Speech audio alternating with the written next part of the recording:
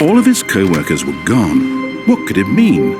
Stanley decided to go to the meeting room. Perhaps he had simply missed a memo.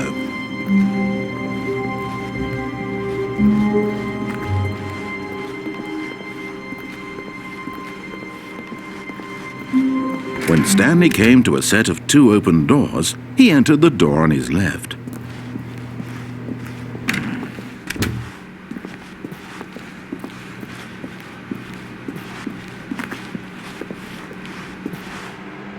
Yet there was not a single person here either.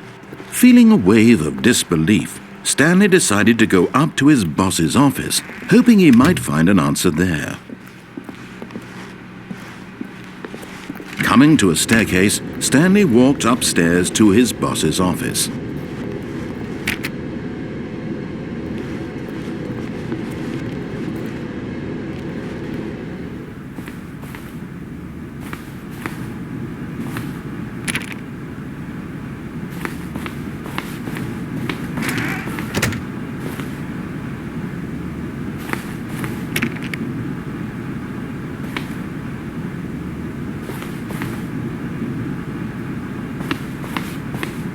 Stepping into his manager's office, Stanley was once again stunned to discover not an indication of any human life.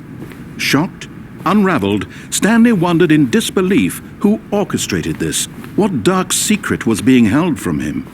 What he could not have known was that the keypad behind the boss's desk guarded the terrible truth that his boss had been keeping from him. And so the boss had assigned it an extra secret PIN number, 2845. But of course, Stanley couldn't possibly have known this.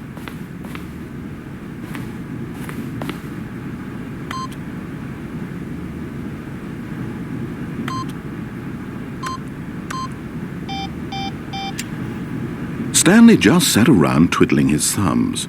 Trying to input anything on the device was useless, since he could never possibly know that the combination was 2845. Yet incredibly, by simply pushing random buttons on the keypad, Stanley happened to input the correct code by sheer luck. Amazing. He stepped into the newly opened passageway.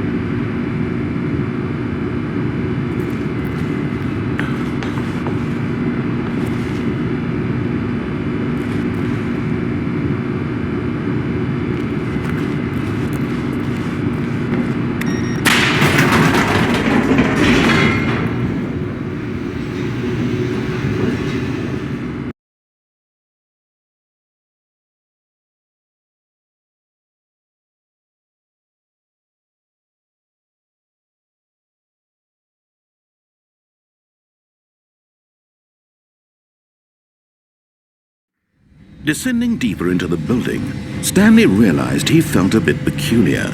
It was a stirring of emotion in his chest, as though he felt more free to think for himself, to question the nature of his job.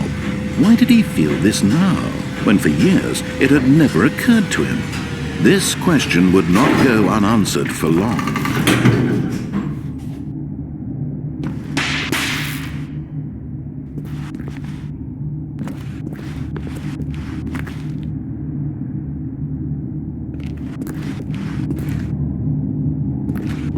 Stanley walked straight ahead through the large door that read Mind Control Facility.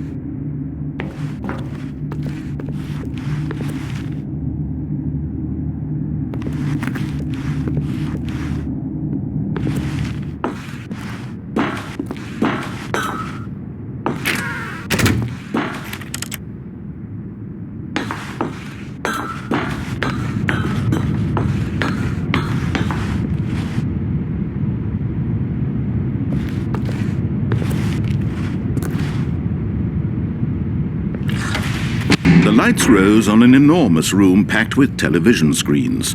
What horrible secret did this place hold? Stanley thought to himself.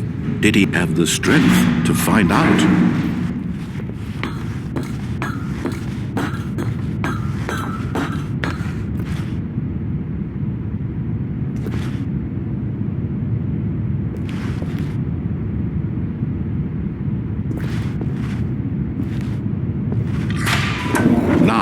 perimeters jumped to life, their true nature revealed. Each bore the number of an employee in the building, Stanley's co-workers. The lives of so many individuals reduced to images on a screen, and Stanley, one of them, eternally monitored in this place where freedom meant nothing.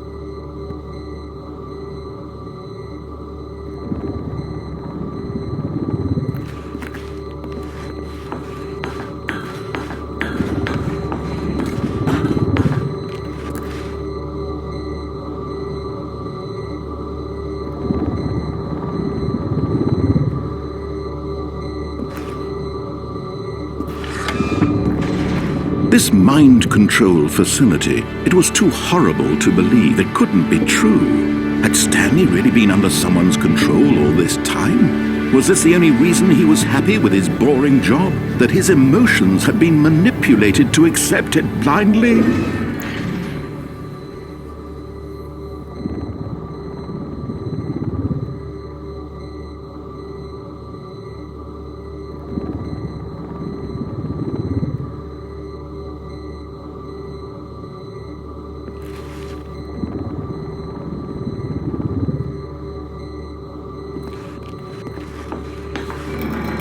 No, he refused to believe it. He couldn't accept it. His own life in someone else's control? Never!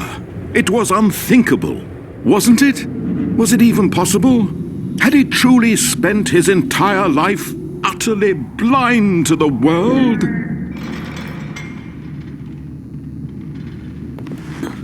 But here was the proof. The heart of the operation. Controls labeled with emotions. Happy, or sad, or content, walking, eating, working, all of it monitored and commanded from this very place. And as the cold reality of his past began to sink in, Stanley decided that this machinery would never again exert its terrible power over another human life, for he would dismantle the controls once and for all.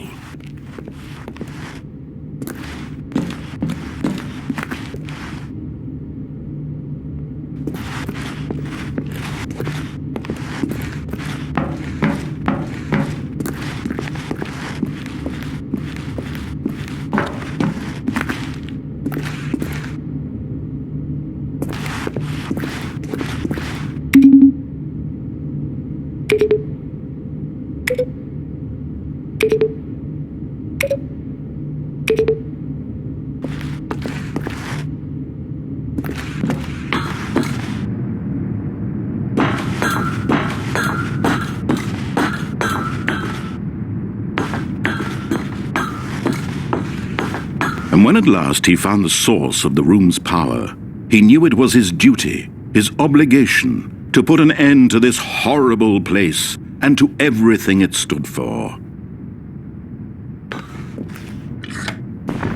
Oh, Stanley, you didn't just activate the controls, did you? After they kept you enslaved all these years, you go and you try to take control of the machine for yourself. Is that what you wanted? Control? Oh, Stanley, I applaud your effort, I really do. But you need to understand, there's only so much that machine can do. You were supposed to let it go, turn the controls off, and leave. If you want to throw my story off track, you're going to have to do much better than that. I'm afraid you don't have nearly the power you think you do. For example, and I believe you'll find this pertinent, Stanley suddenly realized he had just initiated the network's emergency detonation system. In the event that this machine is activated without proper DNA identification, nuclear detonators are set to explode, eliminating the entire complex. How long until detonation then? Let's say 2 minutes. Now this is making things a little more fun, isn't it, Stanley? It's your time to shine. You are the star. It's your story now. Shape it to your heart's desires. Oh, this is much better than what I had in mind. What a shame we have so little time left to enjoy it. Mere moments until the bomb goes off. But what precious moments each one of them is. More time to talk about you, about me, where we're going, what all this means. I barely know where to start. What's that? You'd like to know where your co-workers are? A moment of solace before you're obliterated? All right, I'm in a good mood. You're gonna die anyway. I'll tell you exactly what happened to them. I erased them. I turned off the machine. I set you free. Of course, that was merely in this instance of the story. Sometimes when I tell it, I simply let you sit there in your office forever, pushing buttons endlessly and then dying alone. Other times, I let the office sink into the ground, swallowing everyone inside, or I let it burn to a crisp. I have to say this, though, this version of events has been rather amusing. Watching you try to make sense of everything and take back the control wrested away from you, it's quite rich. I almost hate to see it go.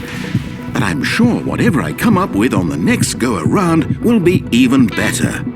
My goodness, only 34 seconds left. But I'm enjoying this so much. You know what? To hell with it. I'm going to put some extra time on the clock, why not? These are precious additional seconds, Stanley. Time doesn't grow on trees. Oh dear me, what's the matter, Stanley?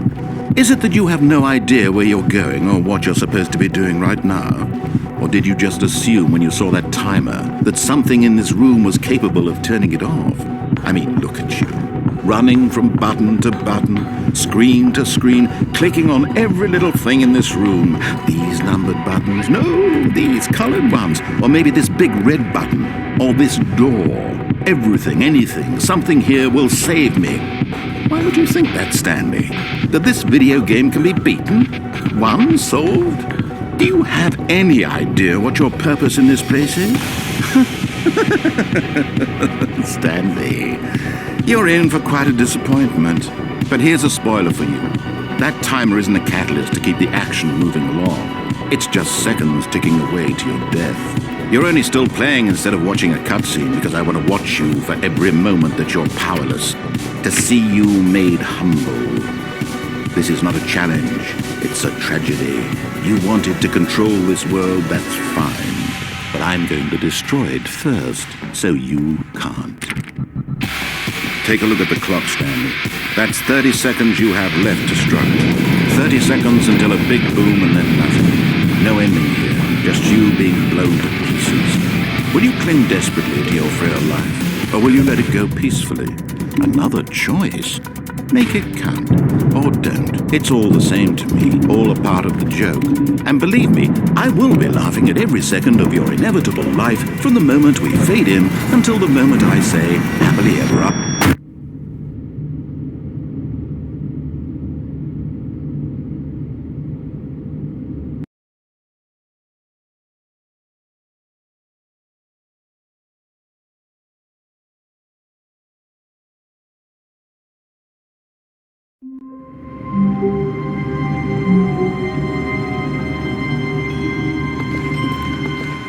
All of his co-workers were gone. What could it mean? Stanley decided to go to the meeting room. Perhaps he had simply missed a memo.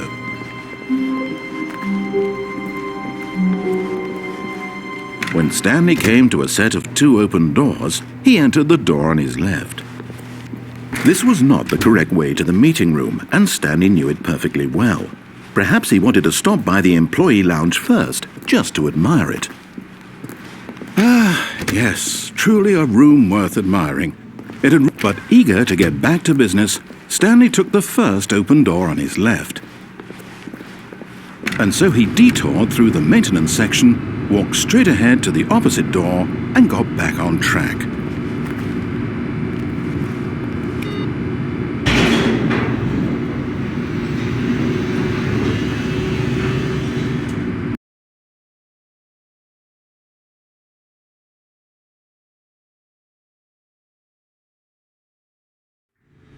But Stanley didn't want to go back to the office. He wanted to wander about and get even further off track. So now in order to get back, he needed to go, from here it's, left.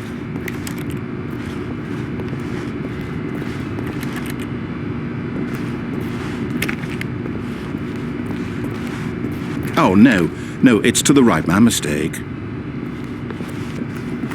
No, not the right.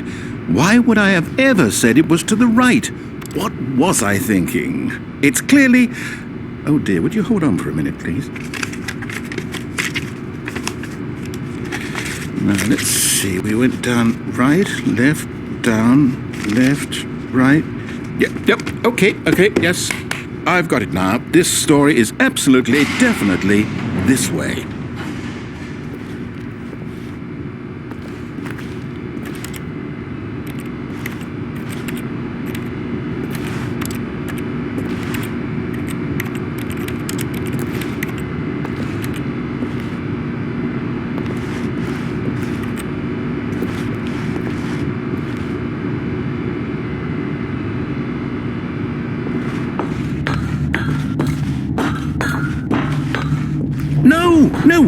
No. This isn't right at all. You're not supposed to be here yet. This is all a spoiler. Quick, Stanley, close your eyes. Okay. We just have to get back to, who am I kidding? It's all rubbish now. The whole story completely unusable. How about, rather than waste my time trying to salvage this nonsense, we'll just restart the game from the beginning. And this time, suppose we don't wander so far off track, Okay, from the top.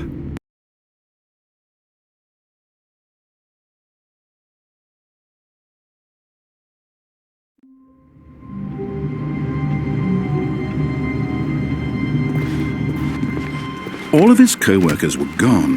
What could it mean? Stanley decided to go to the meeting room. Perhaps he had simply missed a memo.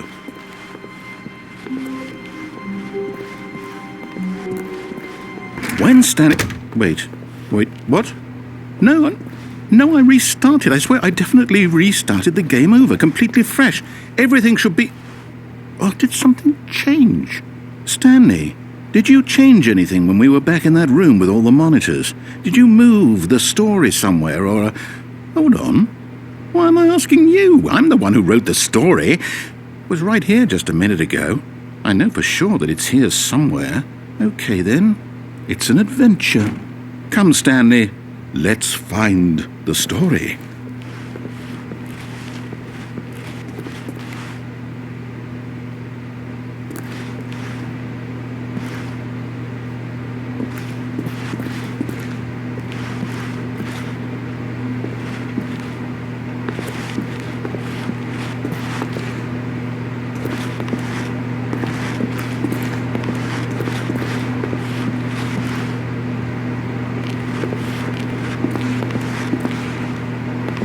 I'll say it, this is the worst adventure I've ever been on. I can promise you there definitely was a story here before.